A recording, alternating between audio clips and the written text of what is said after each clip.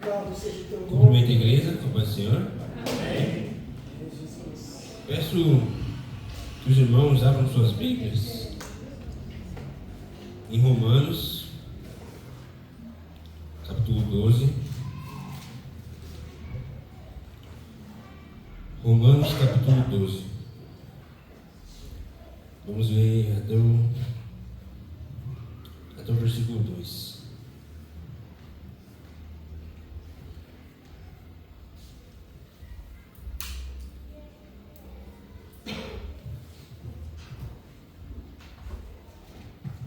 Amém, irmãos?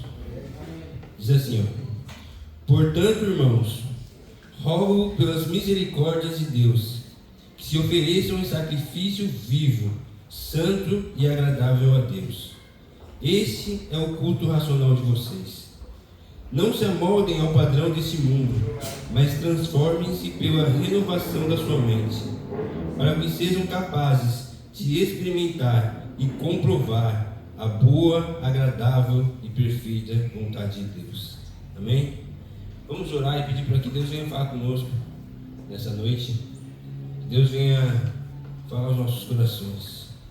Senhor Deus, Pai amado, obrigado, Senhor Deus, por nos trazer até aqui, Senhor. Obrigado, Senhor Deus, por mais essa oportunidade de ouvir a Tua palavra, de ouvir aquilo que o Senhor tem para dizer para nós. Obrigado, Senhor Deus, também pelas vidas de cada um que está aqui, Senhor. Também dos que não puderam vir, Pai. Mas, Senhor Deus, queremos te pedir que o Teu Santo Espírito venha falar conosco nessa noite, Pai. Fala conosco, Pai, nessa noite, que a gente não venha sair daqui vazio, Pai, mas que possamos sair daqui entendendo a Tua palavra, compreendendo a Tua palavra, vivendo uma vida dedicada a Ti, Senhor. Nos ajuda, Pai, nessa noite. Nós te pedimos, Pai. Tu és nosso Deus, Deus de salvação. Precisamos da Tua palavra. Tu és o Senhor, Deus, que eu amo, Pai. Estamos aqui, Pai, diante de Ti, Pai, para ouvir a Tua palavra, Senhor. Ouvir o Teu ensinamento, Senhor Deus. Como o Senhor tem falado comigo nessa semana, Pai, fale com a Tua igreja, Pai. Nós te pedimos, para a honra e glória do Teu santo nome, Deus. Amém. Amém. Uma vez mais, Senhor. Hoje vamos encerrar, irmãos. Estamos encerrando, né? Uma parte, né, da série de mensagens que a gente está trabalhando, né? Sobre mordomia cristã, né?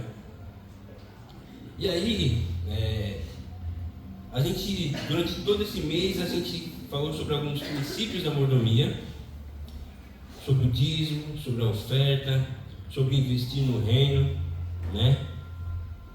Sobre frutificar para Deus. E agora a gente vai dar mais um passo, né, para esse aprendizado que a gente está tendo esse mês, né? A gente vive, irmãos, vivemos em uma época hoje, né, que a gente vê muitas pessoas, né, que elas seguem muitos princípios, né, princípios bíblicos. Muitas pessoas, até que não são cristãos, eles seguem muitos princípios bíblicos. Também seguem hábitos saudáveis, né? Frases motivacionais, né?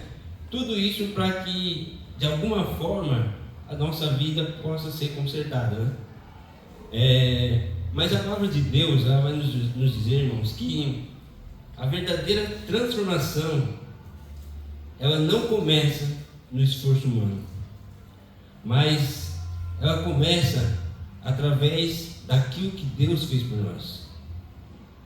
A fé cristã, irmãos, ela começa não com aquilo que eu posso oferecer a Deus, mas com aquilo que Deus já ofereceu para mim. E a mordomia é a mesma ideia. A mordomia também, ela não começa naquilo que eu posso dar a Deus, mas ela começa da ideia do entendimento de o que a gente recebeu.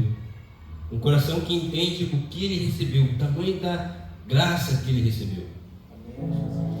Por isso que, quando a gente olha para Romanos, esse texto que a gente vai ler aqui, a gente vê que o apóstolo Paulo, ele chama toda essa entrega a Deus como um culto racional diante de Deus.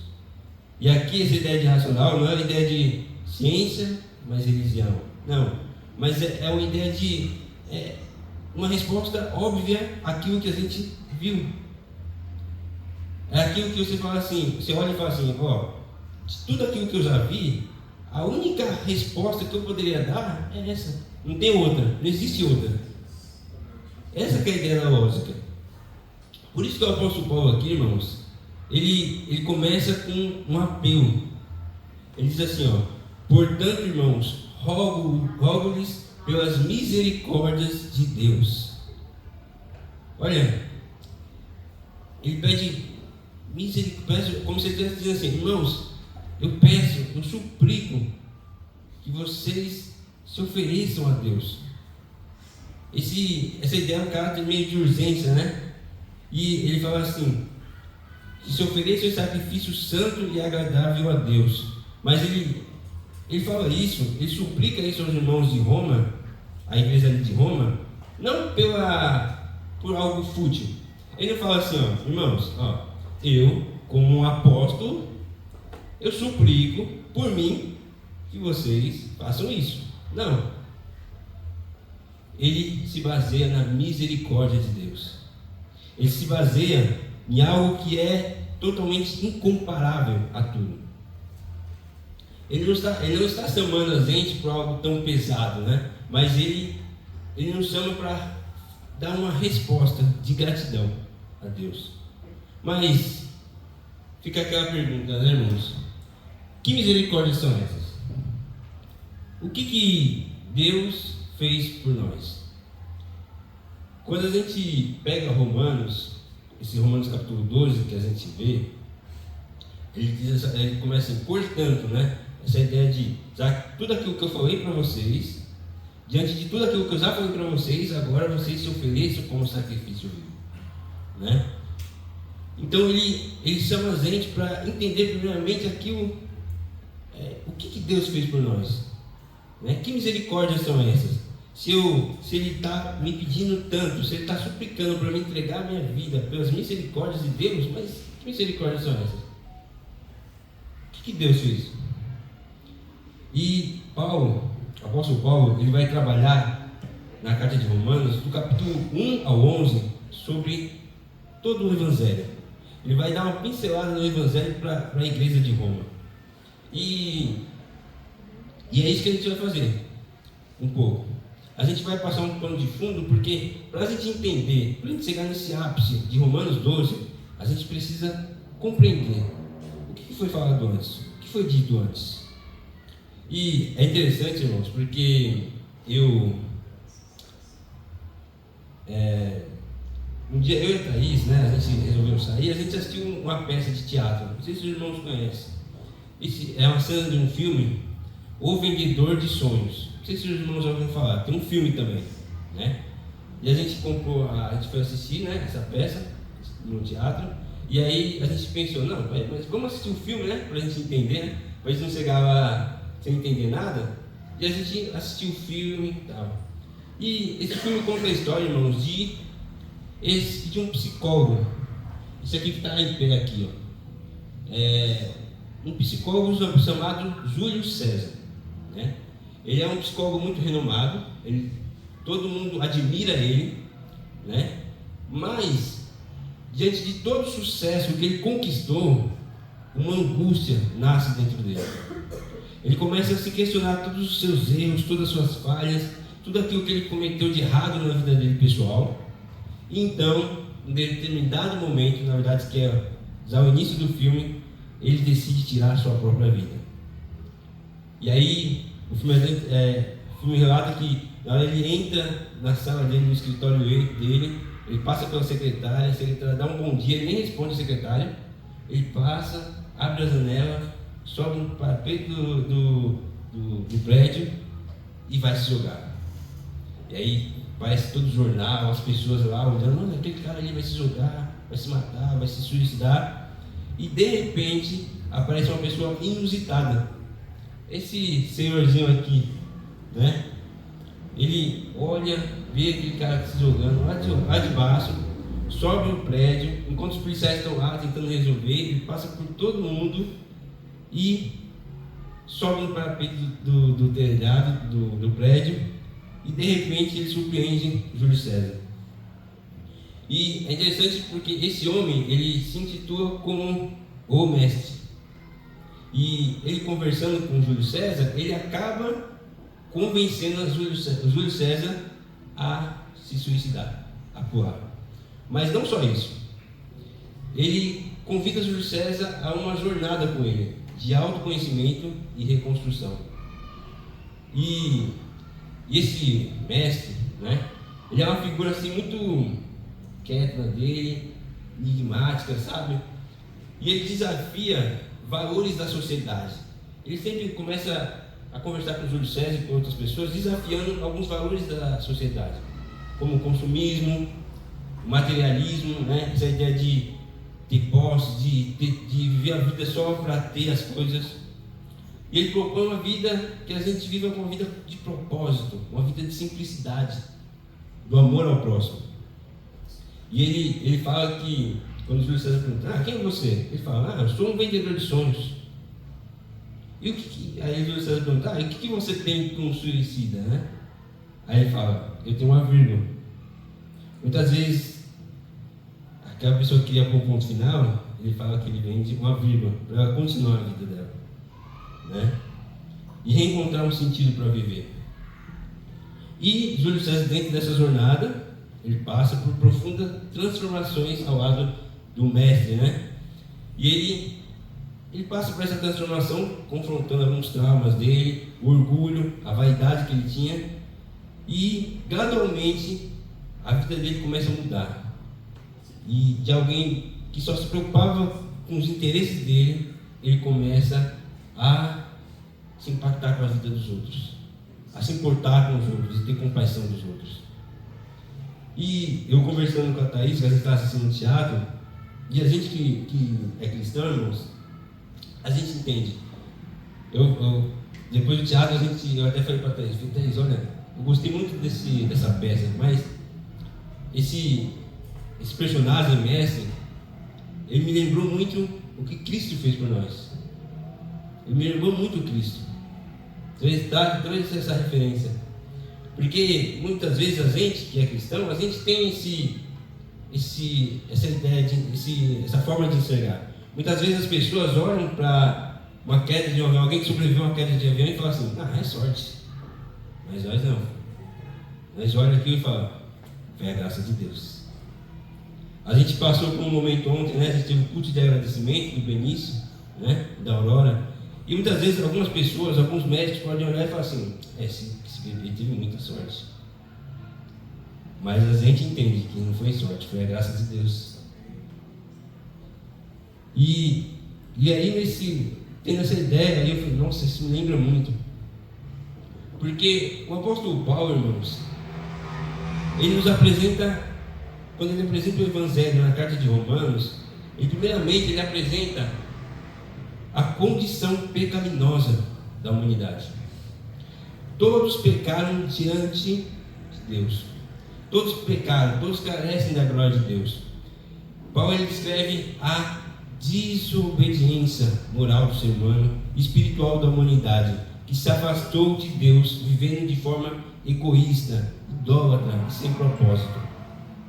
Quando a gente olha ali o Romanos capítulo 1, no versículo 21 e 22, ele diz assim, porque tendo conhecido a Deus, não glorificaram como Deus, nem lhe renderam graças, mas os seus pensamentos se tornaram fúteis, e seus corações insensatos, e se obscureceram, dizendo-se sábios, mas se tornaram loucos. No versículo capítulo 3, no versículo 9, ele diz assim, que concluiremos então? Será que estamos em posição de vantagem? Não. Já demonstramos que tanto os judeus quanto os gentios estão debaixo do pecado. Como está escrito, não há nenhum justo, nenhum sequer. Não há ninguém que entenda, nem que busque a Deus.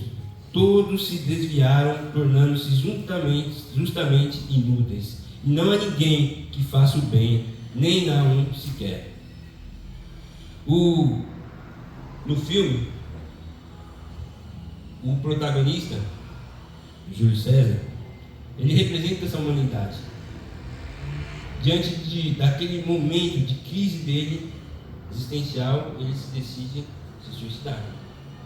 Mas aquela crise existencial dele não era algo mental, não era uma doença, mas era algo que vinha do vazio dele, o vazio que nasce quando a gente se afasta de Deus. Aquele vazio que ele sentia, aquela crise que ele estava tendo, era por todos os erros que ele tinha cometido no passado, na vida pessoal, e estava continuando cometendo. E o pecado na nossa vida, irmãos, é isso. O pecado, eles é a morte. Eles é a morte. O que Paulo diz aqui pra gente é que todos pecaram. E o resultado disso, a gente sabe bem, né? É a morte. Romanos 6, ele vai dizer que o salário do pecado é o que, irmãos? A morte. Mas, se o salário do pecado é a morte, e todos nós pecamos, e a gente sabe pelas Escrituras, a gente entende que Deus é um juiz justo, é um juiz 100% bom. E o que um juiz faz, irmãos, com quem é culpado? Dá até leão. Ele dá a sentença, né? Ele cumpre a sentença. Mas se a lei foi cumprida, então por que a gente está aqui, irmãos, vivos, respirando? Por que será que a gente está aqui na igreja e a gente estava ontem aqui também glorificando a Deus? Por quê? João capítulo 3,16, ele vai nos dizer isso, irmãos. Ele diz assim, porque Deus amou o mundo de tal maneira que deu seu Filho unigênito para que todo aquele que nele crê não pereça, mas tenha a vida eterna. Porque Deus enviou o seu Filho ao mundo não para que o condenasse o mundo, mas para que o mundo fosse salvo por ele. Quem crê nele não é condenado, mas quem não crê já está condenado, porque não crê no nome do unigênito Filho de Deus. Imagina, irmãos, Deus lá, a sua glória, o seu trono, mas de repente ele olhou para nós, ele olhou para mim, e eu não sei explicar o porquê, mas a Bíblia só mostra o que aconteceu. E o que aconteceu, irmãos, foi maravilhoso. Filipenses 2, ele vai dizer o que aconteceu. E sendo em forma de Deus, não teve por usurpação ser igual a Deus, mas aniquilou-se a si mesmo, tornando-se forma de servo, fazendo-se semelhante aos homens, e assando na forma de homem, humilhou-se a si mesmo, e sendo obediente até a morte e morte de cruz. Porque pelo que também Deus o exaltou soberanamente, e lhe deu um nome que é sobre todo nome, para que o nome de Jesus se dobre todo o joelho, dos que estão no céu, na terra, debaixo da terra, em São Paulo, aqui na igreja do Parque Boa Esperança, e toda a língua confesse que Jesus Cristo é o Senhor, para a glória de Deus Pai. É isso que aconteceu. Estávamos perdidos, destinados à morte, mas Jesus ele nos resgatou. Jesus ele nos resgatou. Mas também, irmãos, essa graça que o apóstolo Paulo nos mostra, essa graça, ela nos justificou diante de Deus. Deus oferece salvação pela graça mediante a fé em Jesus Cristo. Mesmo sendo pecadores, com base no amor e no sacrifício de Cristo, nós fomos justificados, não por nossas obras, mas pela graça de Deus, mediante a fé em Cristo. Jesus ele nos concedeu perdão e paz, mas não pelas nossas obras, não por aquilo que podemos fazer, ou pelo nosso esforço, mas por aquilo que Ele fez na cruz. Em Romanos 5, vai dizer assim, ó: tendo sido, pois, justificados pela fé, temos paz com Deus, por nosso Senhor Jesus Cristo, por meio de quem obtivemos acesso pela fé. E essa graça, no qual agora estamos firmes e nos gloriamos na esperança e da glória de Deus. Deus, Ele nos deu esse presente, irmãos. Ele nos deu esse presente. Nós fomos justificados pela tua Glórias a graça. Deus. Bendito. Ele vai continuar aqui, ó, no versículo 9. Como agora fomos justificados por seu sangue, muito mais ainda seremos salvos da ira de Glória a Deus Deus. por meio dele. Quando éramos inimigos de Deus, fomos reconciliados com ele mediante a morte do seu filho. Quanto mais agora, tendo sido reconciliados, seremos salvos por sua vida. Não apenas isso, mas também nos gloriamos em Deus por meio do nosso Senhor Jesus Cristo, mediante quem recebemos agora a reconciliação. Glórias a Jesus. Graças Na cena do filme, quando o mestre, esse personagem, ele entra em ação, ele traz essa ideia, né, de aquele cara que veio para salvar, o Júlio César que estava ali pronto a se suicidar. E ele oferece a Júlio César uma nova perspectiva de vida, e não acusando ele, mas com empatia, com amor, assim como Cristo fez por nós. O amor de Deus, mesmo independente de todo o pecado possível, no pior momento da nossa vida, Deus, Ele nos salva. Lembra aquilo que a gente viu no início? O salário do pecado é, mas o dom gratuito de Deus? Exatamente. É a vida eterna por Cristo nosso Senhor. Júlio César teve uma outra oportunidade. O mestre convenceu Júlio César de não se suicidar e de caminhar com ele, ter uma nova vida, mesmo diante de todo aquele problema que ele tinha. Paulo também nos mostra, irmãos, que a graça, ela não apenas nos perdoa, mas ela nos liberta. O perdão trata do nosso passado, mas a libertação nos projeta para um novo futuro.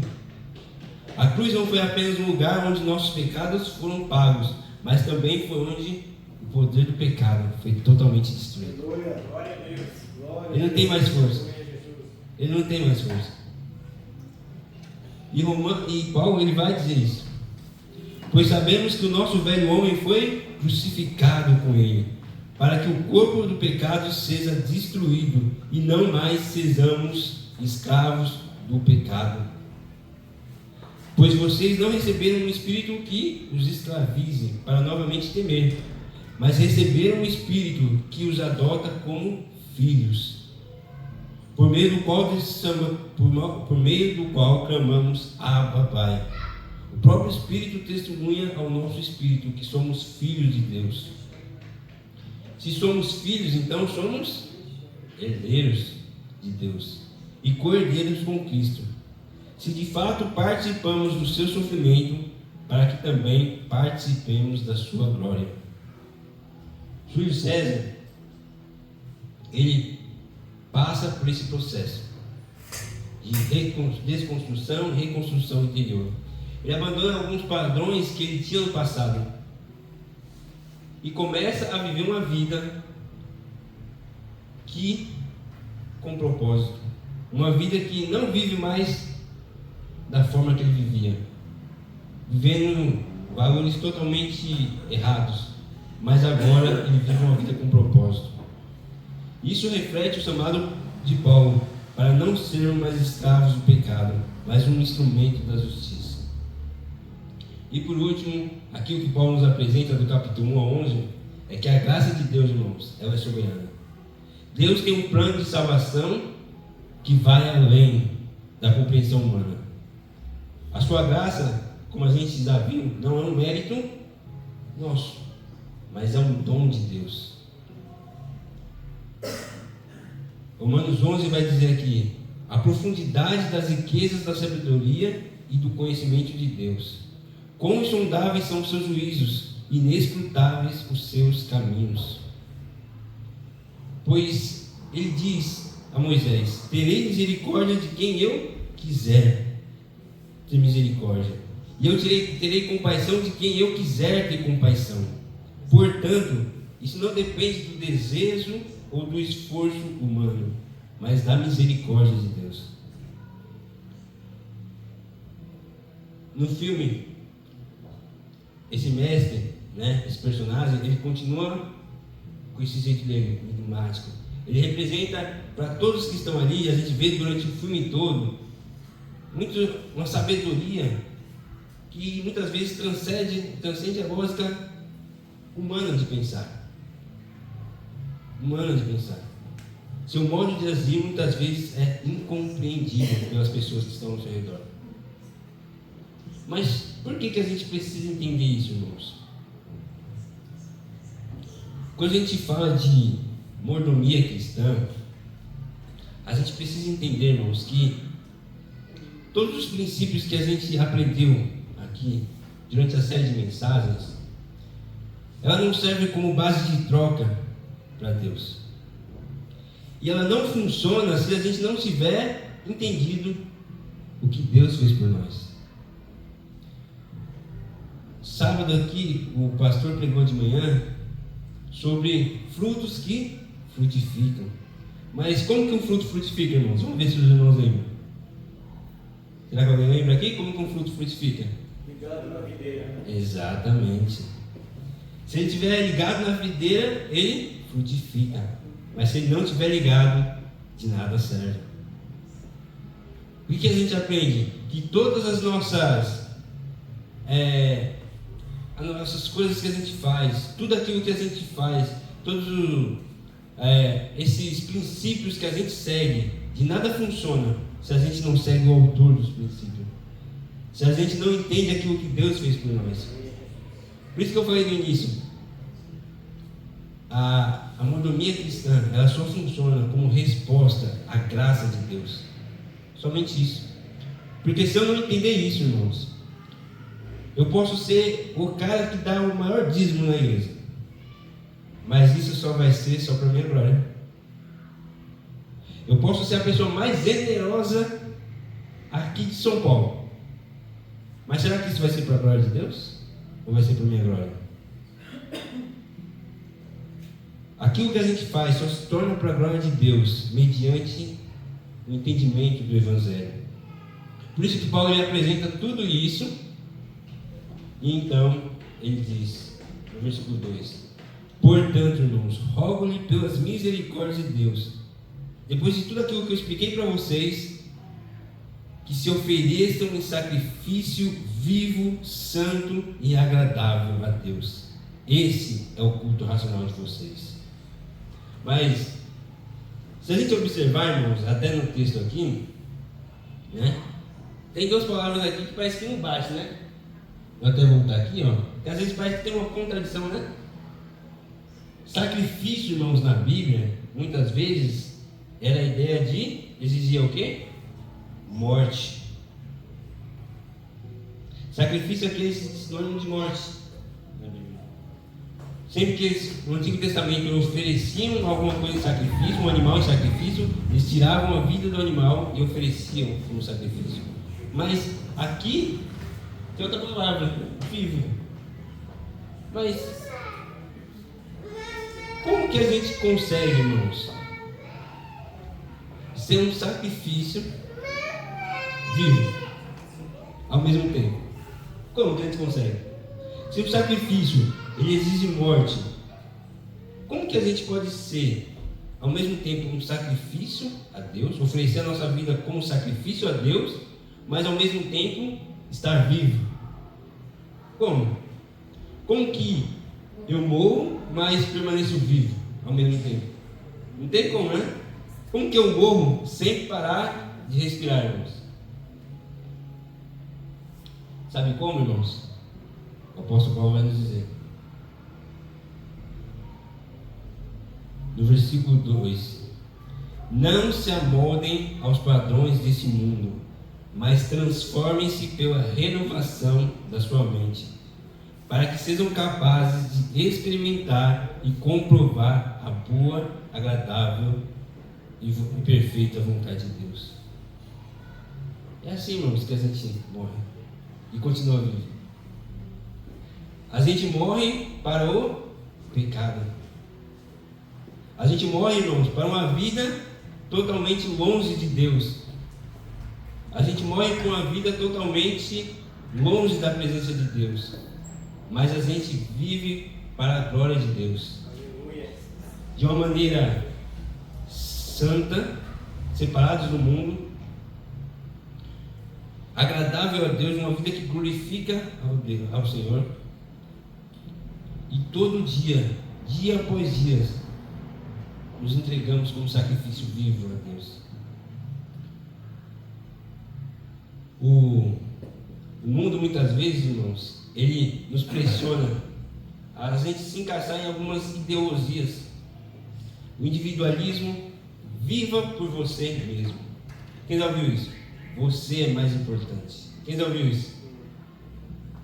O materialismo, você é o que você tem. Você é o seu carro que você tem. Você é a casa que você tem. O relativismo moral, não existe certo, irmãos, não existe errado.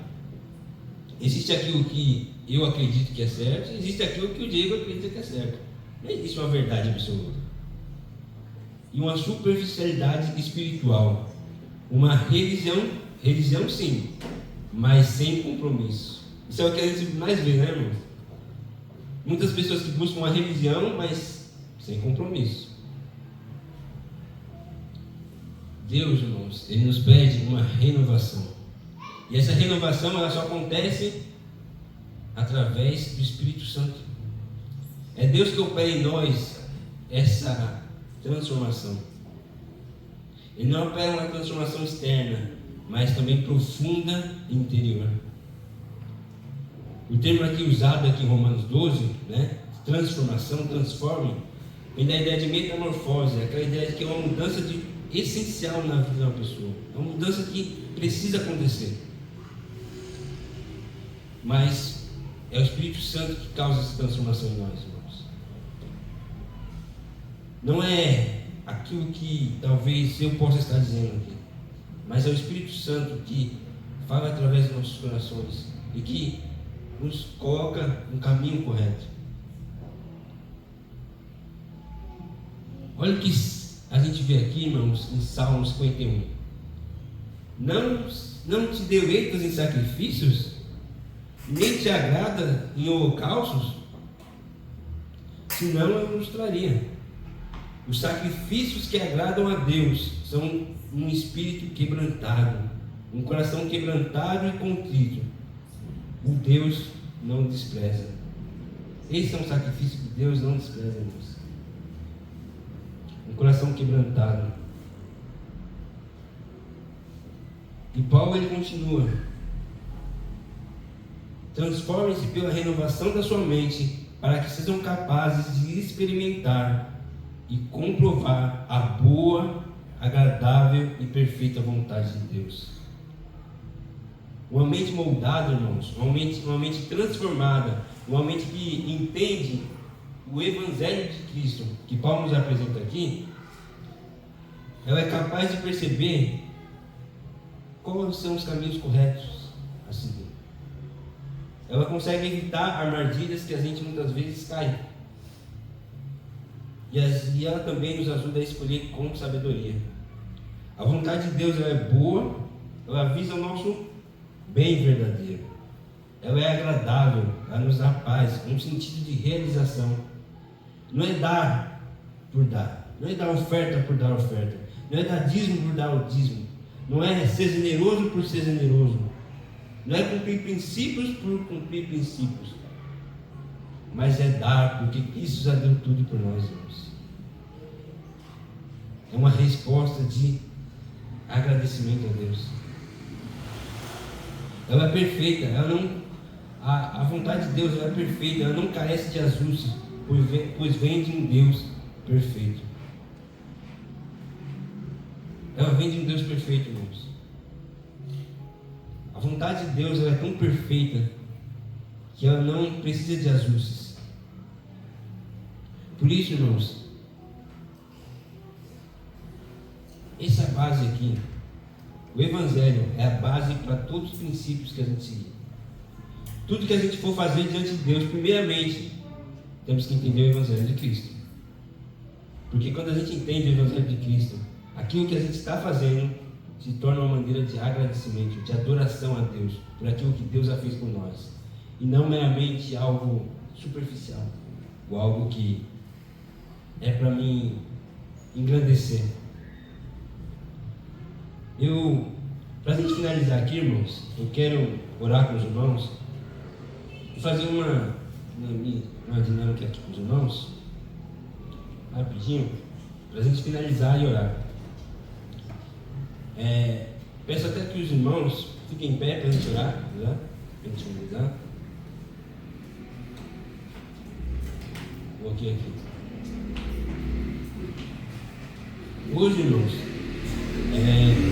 hoje Deus nos chama, irmãos, nos dá um chamado caro da parte de Deus. Ele não quer parte do nosso tempo ou apenas os nossos dízimos, nem só a nossa presença aqui na igreja. Deus não quer isso. Deus, irmãos, Ele quer a nossa vida por inteiro. Ele nos chama pelas suas misericórdias a entregarmos tudo. Tudo. Nosso corpo, nossa mente, nossas decisões, nossos planos, nosso futuro. Tudo no altar de Cristo. Isso é um culto racional. Isso é viver para a glória de Deus. Vocês receberam um cartãozinho aí, né? E dentro do cartãozinho tem uma mensagem, né? Na verdade tem uma pergunta, né? Só que essa resposta eu não posso dar para vocês. Eu não posso. É uma resposta que só você pode dar. Se sua resposta for sim, vamos aproveitar esse momento de oração a Deus e dizer isso aí. Mas se a sua resposta for não, aproveita também esse momento. Esse momento é um ato de sinceridade diante de Deus. Fale isso para Ele, porque o Espírito Santo Ele nos ajuda. Ele nos ajuda a entregar tudo a Deus. Porque, irmãos, se a gente não fizer isso, nada que façamos realmente como atos aqui na igreja, serviço, nada disso serve, se torna vazio. Amém? Vamos orar a Deus, irmãos, nesse momento. Senhor Deus, Pai amado, obrigado, Senhor Deus, por tua graça. Esse, Senhor Deus, é o nosso culto, Pai. É um culto racional, porque não estamos aqui meramente, Senhor Deus, para criar rotinas, para fazer rotinas para cumprir princípios, mas estamos aqui, Senhor Deus, para entregar a nossa vida totalmente diante de Ti, Senhor. O Senhor conhece nossos corações, o Senhor sabe quanto precisamos de Ti, e quanto muitas vezes o Senhor nos ajudou. O Senhor nos transformou. O Senhor continua nos transformando.